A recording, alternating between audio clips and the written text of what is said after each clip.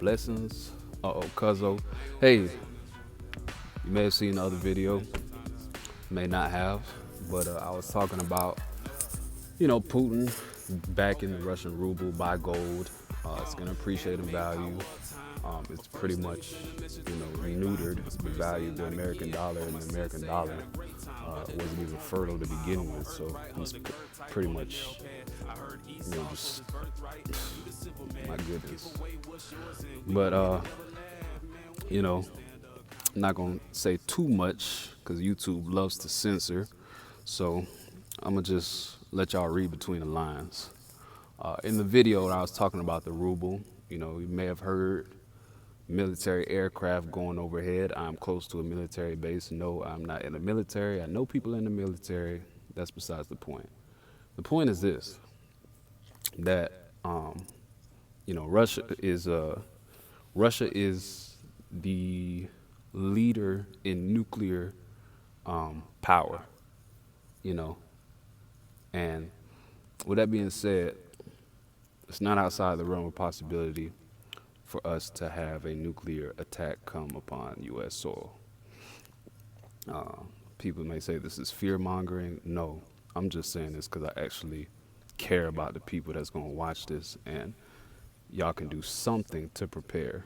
So just to put things in perspective,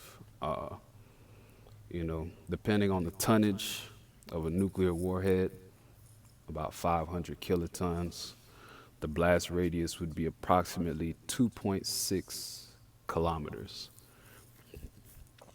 That's a little over, 1.5 miles.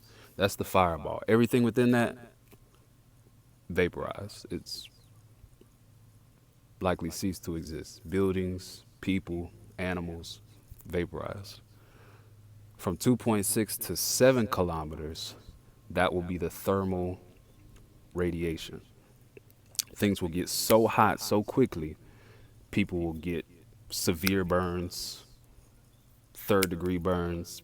Things will flash, fry. And then from 7 kilometers to 11, now you have the possibility for survival. So these are for those people outside of those areas. Anybody on the inside of those areas, I'm just going to be honest. If it gets dropped on you, that's why you should repent. Now, if you're able to find out what, areas may be targeted, let's just be honest. Major cities are likely to be targeted, especially on the East Coast. Let's just be logical here. East Coast cities, military bases, missile silos, everybody does their little war game, projections and, conjecture. Just think about it. If you were going to war with somebody and there was a chance or possibility of mutually assured destruction, if you could strike first without the other side knowing, you're going to take out major places and where they could potentially strike you back from. It's just very simple. So any type of military base, major city, New York, Washington, D.C., you name it. So how to survive these things? Well, the main things you have to be concerned about is the initial flash. It can cause blinding. Assuming it doesn't blind permanently, it could be up to 60 seconds. Then you got the blast wave. It's going to level a lot of landscape. So you got the blast wave, thermal radiation, like I mentioned earlier, the flash frying. Assuming that you can, survive these things, what you really want to be on the lookout for are any type of shelters that you can go to. If your home is a good shelter, make sure you calculate your routes. If you're driving to and fro from work or just anywhere, just along the way, just pay attention to places that you could potentially go to in case something happens. If for any reason you're outside, you're not in a car, you're not in some type of structure, you're just outside, pray first and foremost. And, if you can get behind something, uh, lay down flat, put your head down, uh, you know, hopefully the initial blast will, it'll pass over, and, you won't be just ragdolled. But yeah, lay face down behind something and get inside as soon as possible, because the other issue is fallout, nuclear fallout. Nuclear fallout. What is nuclear fallout? Basically, it is bits of debris, dirt, that is irradiated.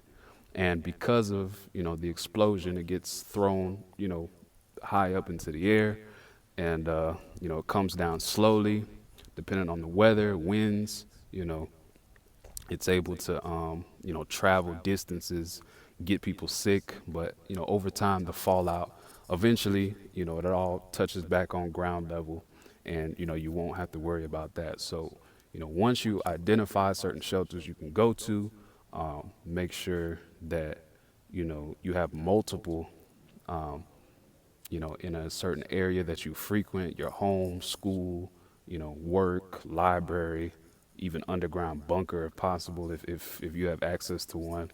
Keep in mind that these places, be on the lookout for updates from your local authorities when it's safe to come outside. After 24 hours, typically nuclear fallout is close to ground level, but you want to stay inside as long as possible. Just be alert, be aware. You should have food supplies. Stock up on food. If you haven't been stocking up on food, you really should. You're going to want water. You're going to want food. There are places, I'll post a link in the description to where you can order in bulk, pounds and pounds, and like 30, 40, 50, 100 pounds of food, to be good for a while. So yeah, and the buildings that you want to be in, you want to make sure they're brick, concrete, something that's not going to allow radiation to just seep through. And, through this all, pray, man, pray. And especially, us believers, you believers, this is the time to draw close to the Most High like you never have before. A lot of people believe in a pre-tribulation rapture. That's not biblical. Pre-tribulation rapture is not biblical. We're gonna be here, in these tough times. You look at Revelation chapter 6. The first seal has been opened. Make no mistake about it. The first seal has been opened, and peace will soon be taken from the earth. And I'm just simply being a watchman to let somebody potentially be saved by, hearing this information. It says in Hosea 4:6, my people perish for a lack of knowledge. A lot of people are going to die because they either don't have the knowledge, or they hear the knowledge and they don't want to listen to it. So don't be one of those people. Yeah, just do what you can, get all the food you can, get all the supplies you can, precious metals, tools to hunt, tools to live off the land, tools to, be able to heat your food and cook your food without electronics, because if an EMP goes off, which is also a possibility, all your electronics will be fried. Cars, especially electric cars, appliances, home appliances, phones, computers, laptops, everything, And that's also something you should look into, if possible, to get, devices that can mitigate the electronics, the voltage surge from an EMP, which is basically how it fries everything, goes to about 10 to 25,000 volts, from the magnetic fields that are dropped in the atmosphere from the EMP going off. Any metal that it touches, it's automatically conducting, So if you can get a device that'll mitigate that and, send it into the ground, a shunt, look into these things, man. I'm telling you, this is not a joke. So, shalom, blessings, much love, and hey, y'all be easy.